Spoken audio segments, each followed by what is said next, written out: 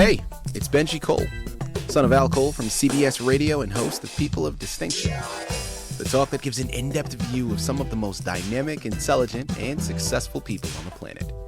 Run to our website, peopleofdistinction.org for more info, or you can always email me directly at benji@alcoleenterprises.com. Now, on the line with us today, we have Bob Leland. We're going to be discussing his amazing book, The Saga of a Bent Nail, available for purchase through Amazon as well as barnesandnoble.com. And people, I will say that Bob was brought to our network, People of Distinction, by some of the best publishers in the business, Author Reputation Press. So if you or anyone you know have a book that they'd like moved, give yourself the best gift you could possibly give. Contact ARP and have their fantastic team move it for you. They're one of the best in the business to do it, and you can find out more information on them at authorreputationpress.com. And listen, people, it is an absolute pleasure to have Bob here on the line. Now, the moment you go to his Amazon, Barnes & Noble pages, you start to do any research on his book, you're going to be greeted with exactly what we're talking about today. Now, I do want to make it clear that we're only going to scratch the surface, okay?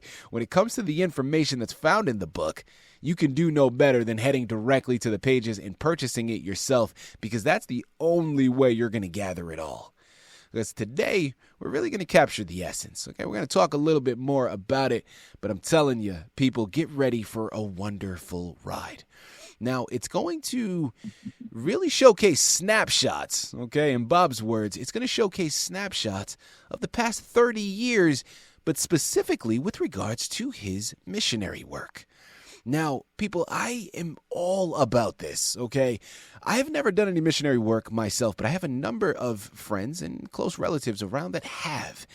And the way that they speak of it, I'm telling you, if it's something you ever have the opportunity to do, there is probably nothing that, from what I've been told, and I can absolutely attest just from what it sounds, there's probably nothing that you can do that's going to be more rewarding, right? Something that's more enriching. And I am here for it. I'm all about it. Because at the end of the day, offering some assistance to someone else, I think, is a beautiful thing. Right? And here through People of Distinction, we talk about this all the time. When we discuss our human family, we don't keep it solely to the people here in the States, guys, okay? We encompass the entire globe because at the end of the day, we are all connected. And I promise you, when you start to put some of the nuances aside, you start to see the forest through the trees, you realize there's more that connects us than separates us. And I love this book. I love the message behind it. And again, at the end of the day, Bob's the expert. Okay, he's written the book, and he's going to be able to articulate everything much better than I ever could. So let's bring him here with us. Bob, first and foremost, welcome to People of Distinction, and thank you very much for being a guest. How are you doing today? Doing well, thank you. Absolutely. Well, listen, it is truly a pleasure to have you as a guest, and we're really looking forward to all the words of wisdom that we're going to be able to receive from you, not only with today's short interview, but of course, when we head on over and pick up the book itself. I'm sure your book is littered with wonderful, wonderful words of wisdom. So, Bob, before we go into the book, though, I think it's important to learn a little bit more about yourself. So let's start there. Tell us a little bit more about your background, please. Well, I grew up in Chicago, Illinois, and my family and I went to church at the Madison Street Bible Church in Oak Park. I guess I could say that, I accepted Christ as my Savior when I was just 4, and was very interested in sharing the gospel with my school friends, even at that time. And, of course, I didn't understand very much, and so I asked my mom if she would explain it to them. And actually from that, she began a child evangelism fellowship club in our home. And so anyway, when I got into high school, when I was 6 years old, our church had a missionary conference, at the end of which the pastor asked all the missionaries who were home there to come up to the front. And then he gave an invitation, all those of you who want to dedicate your lives to foreign missionary service, come up front. Well, I looked up at Mom and I said, Mommy, I want to go up. And she looked down at me and she said, what? And she repeated the invitation. And I said, yes, I know. I want to go up. And so Mom and I went forward together that night to join the missionaries who were there. And as far as I was concerned, that settled it. I was going to be a missionary. And where and how, never, of course, I wouldn't know at that point, but that was my goal, which never changed. When I got into high school, we had a missionary at the church who said how he wished he had medical experience so that he could not only treat the people spiritually, but also physically. And that really got my attention. So I took more science courses in high school and got into pre-med in college and flunked out. And that was in my junior year. Mathematics was not my strong point, and all my courses that involved math didn't work out too well for me. So obviously I knew the Lord had something different. I reapplied to the college, got back in, and changed my major to secondary education with an English major, kept biology as a minor because I love science. And anyway, came out with the certification to teach English on the secondary level. Well, after college, got married to my wife, Amber. And then we went down to Columbia Bible College, which is now Columbia International University. And there I got my master's degree in biblical education. And in 1971, we went to Irian Jaya, which is now Papua, Indonesia. And were involved in 8 years in church planting in the Citak tribe, which is on the south coast, in the middle of the jungle. After that, we were house parents at, we're under the Evangelical Alliance mission. So we were with their hostel in Sentani, which is for a school for missionary kids. So we were there for about 2.5 years, and then another 1.5 years we were at Team's field office in Manokwari, and I was teaching part-time at the Erickson Tritt Theological College at that time as well. And then eventually we moved on to the school itself, where we were there for 19 years, and with about a 6-month hiatus in Singapore, where we taught at the Asian Cross-Cultural Training Institute. And anyway, that took up about 31 years of time. And also, while we were at the school, we were upgrading the school's curriculum, got accreditation from the government. And one of the courses that had to be taught was Greek. And so I was able to teach Greek there after 25 years of not studying it.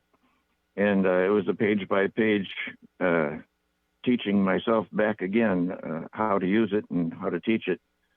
And I ended up translating the Greek lexicon from English into Indonesian so that the students would have a more ready tool to use when they do their own Greek exegesis from the scriptures. That was involved after we came home from the field in 2002. So the next 4 years we were doing that. And that got published, and hopefully it's being used. Then after that, well, even during that time, then we were very involved in our local supporting church here in Presque Isle, Maine. And a variety of experiences there and responsibilities for both of us. And then our supporting church in Oak Park, Illinois, where I grew up, the secretary wanted each of the missionaries to give a brief synopsis of their mission work. And that was the impetus that I needed to write the Saga of a Bent Nail. And that title actually had been in my mind for quite some time. And I thought, well, now's the opportunity to use it. And so there we are, right up to the present. Listen, I want to actually go a little bit more in that title, because I know you just started to go into it briefly, Bob, but there is something about it that absolutely catches your eye. It just stops you right in the track, and it's really something that is engaging. And, of course, as a writer, that's what you're wanting, right? You want your readers to be sifting through different titles, and then, boom, they come across yours, and it stops them. I love it. It does its job. But talk to us why you chose that title to be the representation.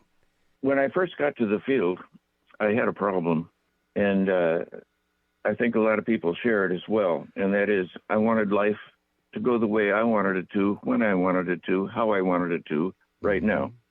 Life doesn't work that way, and we went through a lot of experiences in Sango, our first posting, that militated against my attitude, and I had a very hard, angry, bitter time personally during our first 6 years actually on the field, battling that attitude.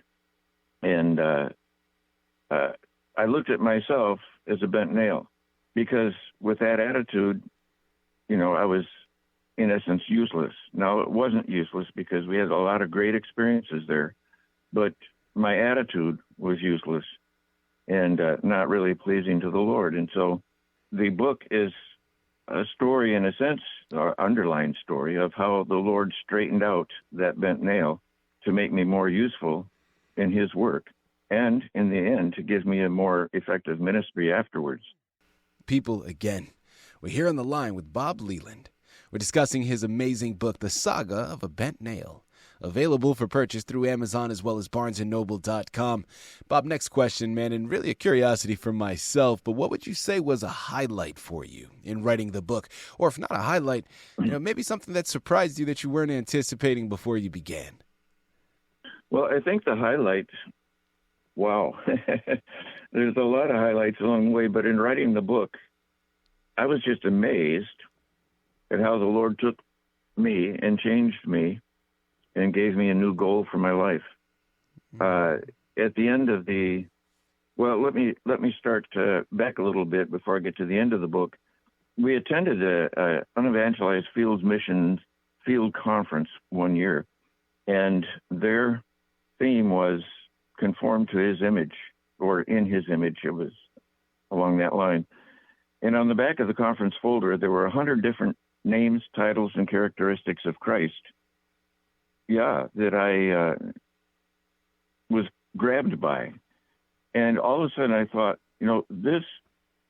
Christ is God's blueprint for my life. So I'd better study these characteristics and titles and so on to find out what it is I'm supposed to become. And at that point, my life was changed. God got a new missionary, Amber got a new husband, and I got a new ministry, as it were. And so at the end of the book, there's an appendix, and I list about 300 different characteristics, names, and titles of Christ that we could study to become more like him. And, of course, that gave birth to my next book, was Unexpected Transformation, where I deal with those characteristics and titles in detail. So I would say that would be the major thrust and highlight of the whole book. And then all the verbal snapshots just contributed to that bit by bit. Mm-hmm. Bob, last question here for you. And listen, I think it's safe to assume the answer to this next one, given everything that we've discussed. But you know what happens when you assume, Bob, so I'm not going to do that to you. I have you here on the line, man. I'm going to go directly to the source. Who would you say is your intended audience with this book? And that's A. The B part to this is, what is the main message that you hope that they receive? Okay, the main audience would be anyone interested in missions or just wanting to find out what it's like to be a missionary. Mm-hmm. And my hope, or the target, is no matter who they are, God's goal for them is the same, to make them like Christ. I love that. Short, sweet, to the point, but yet so powerful.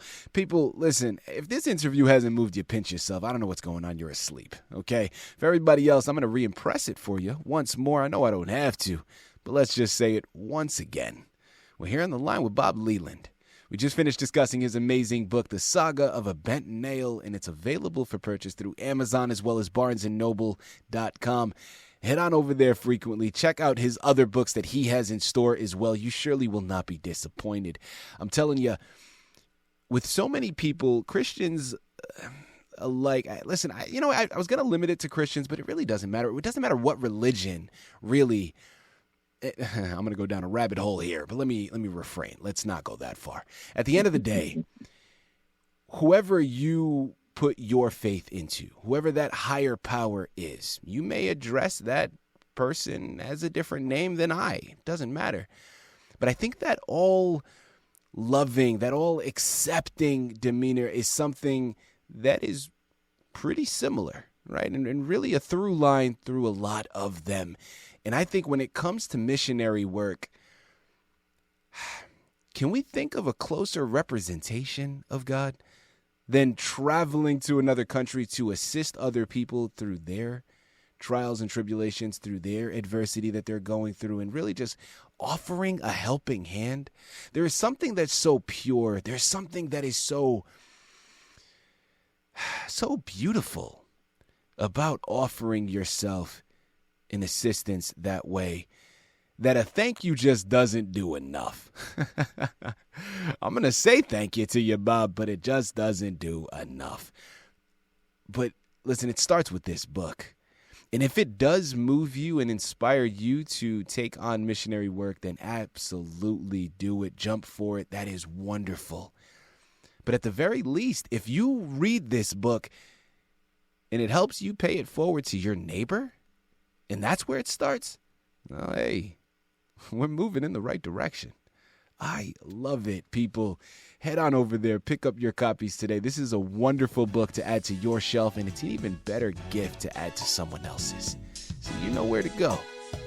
Bob, this has been an absolute pleasure. Such an honor. Thank you once again for being a guest on People of Distinction. Okay, thank you.